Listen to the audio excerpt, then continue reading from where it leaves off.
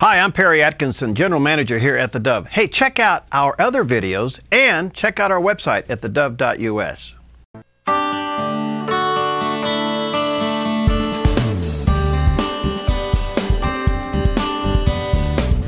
Welcome to Focus Today. I'm your host, Perry Atkinson. Delighted as always to have with us today our good friend Laurie Cardoza-Moore. She's the founder and the president of Proclaiming Justice to the Nation. And yesterday was a big day in Tennessee as folks came together in support of Israel, and I want to hear about that. Hi, Laurie. How you doing, my friend? Hi, Perry. Good morning. How are you? I'm doing well. Thank you. Oh, well, listen, you had quite the event. Tell us about it. Absolutely. We had the last count, we heard almost 700 people show up on Legislative Plaza in Tennessee at our state capitol to tell Israel that Americans stand with her. We had some opposition. They probably had maybe 100, 125 people for a counter demonstration, pro-Hamas participants. But they did not ruin or dampen or try to squash what we were doing.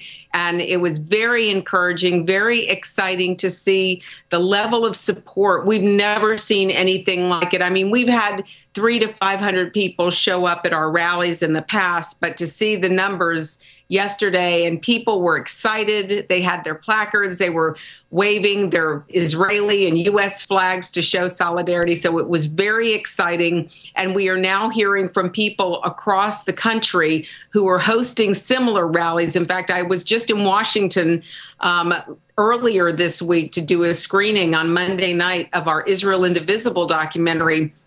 We had a tremendous response that evening. Over 400 people participated. Wow. And we even had protesters for the first time, Perry. I've been doing these screenings for so long, and we had protesters outside of the church. Wow. So we're making headway. That's great. You're certainly encouraging people to do these rallies. How do we go about that?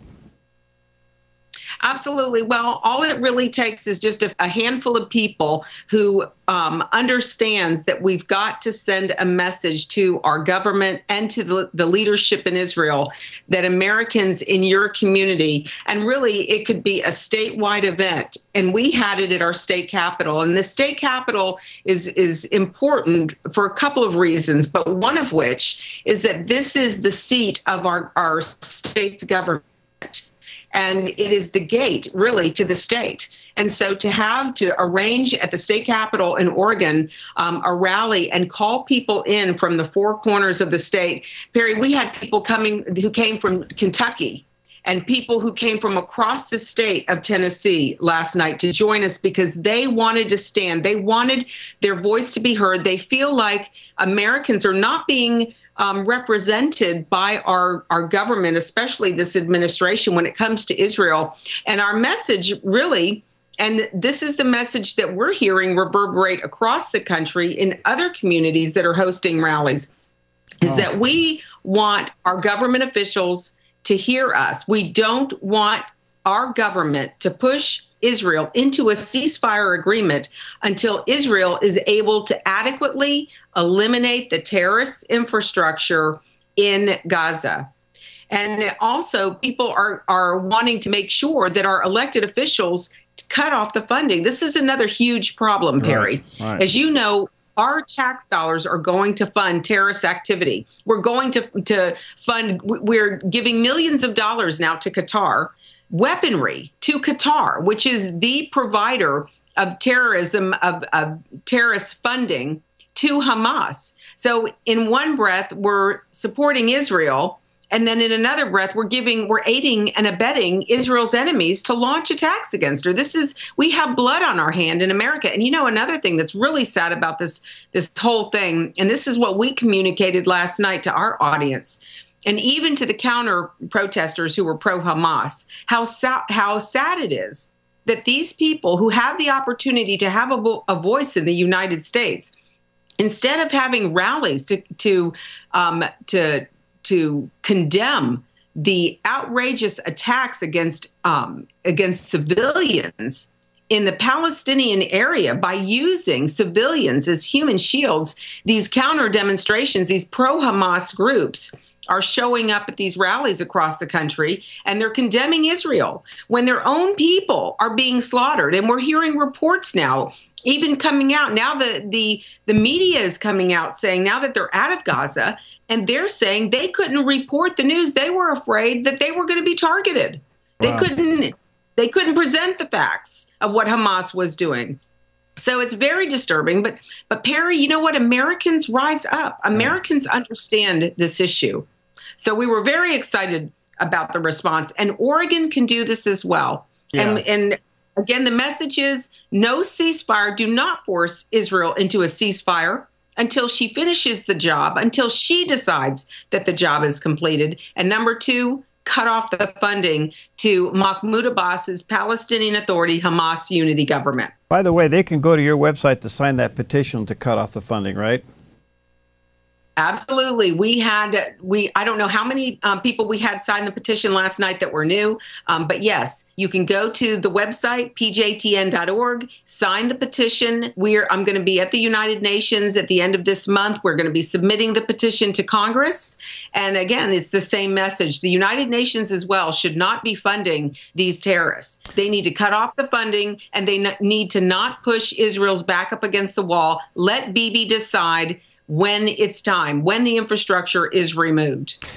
A couple things, Laurie. One, I saw a poll that says that more Americans support Israel in their offense against Hamas than those who support Obama now. I know, it's an amazing thing, but you know, Americans understand this. We understand what happened to us on 9/11. Yeah. We understand the threat. And the reality is, and Americans know this, Israel is the canary in Western civilization's coal mine. Mm-hmm. If we, as a Western country, do not back Israel and help her to eliminate the terrorists in her neighborhood, Perry, we are not going to be able to eliminate the terrorists that are already living amongst us in the United States. And that goes for every Western nation. Look at what Europe is dealing with now. You know, they've had this open immigration, and they brought in all these Islamic leaders who have come in and have been communicating this hatred toward Israel. We see anti-Semitism as a result that is going off the charts in Europe and even here in the United States. If we look at the last time I checked, there were 130 pro-Hamas demonstrations in the United States, many of which were extremely violent. Now, last night, we didn't see the violence, but we know that we had a great contingent of state troopers that were there to protect the pro-Israel contingent that showed up at the Capitol so that we could communicate our message. But it's very, very disturbing. And of course, you know, we look at our children in the next generation, and you and I have talked about this, about what's happening in our textbooks. So if we're going to teach the next generation that Israel is the problem, then there is no hope for the civilized Western world. So no, we've got to stand with Israel. Let them finish the job. Let Bibi and his Knesset decide when it's time to pull back. But, you know, they had that ceasefire that started a couple days ago, and there's already been, you know, missiles that have been launched. Now Hamas is coming out saying that we're going to separate. We're going to have one contingent of Hamas that's going to be with the Palestinian Authority unity government. Then we're going to have another contingent of Hamas that's going to be the military wing, and they're going to continue to launch attacks against Israelis. It's just, you know, something, bottom line is Abbas can't have it two ways, and neither can Hamas. We need to eliminate the Palestinian Authority Hamas unity government, period. You know, Laurie, this last failure of the ceasefire, where it was violated within 90 minutes, Prime Minister Netanyahu basically said to the White House, don't you ever second guess me again. It appears now he's going to say, you know what, United States, I thought you're with me, you obviously are not. I'm going to go at it myself.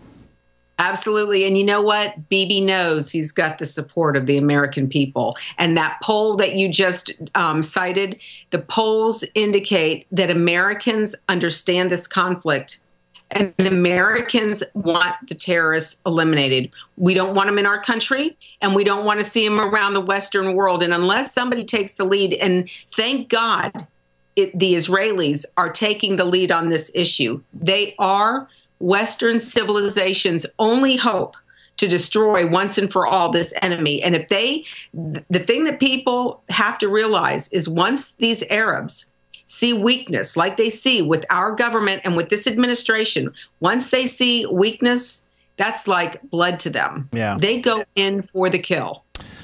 Well, Laurie, you're an inspiration, and I applaud what you're doing. I just want to say, our viewers and listeners, you can go to pjtn.org and sign the petition to ask your Congress to stop sending money to Hamas. And at least that's just a no-brainer, but believe it or not, we're doing it.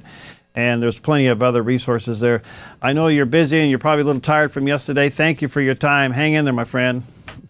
Harry, let me know if you guys want me to come out and help you mobilize a rally. We would love to. We're going to take this message across the country. No ceasefire. Let Israel do the job, finish the job, and no funding. Okay. So God bless you for everything you're doing. All right. Thank you. You too, Laurie. All right. We'll be right back.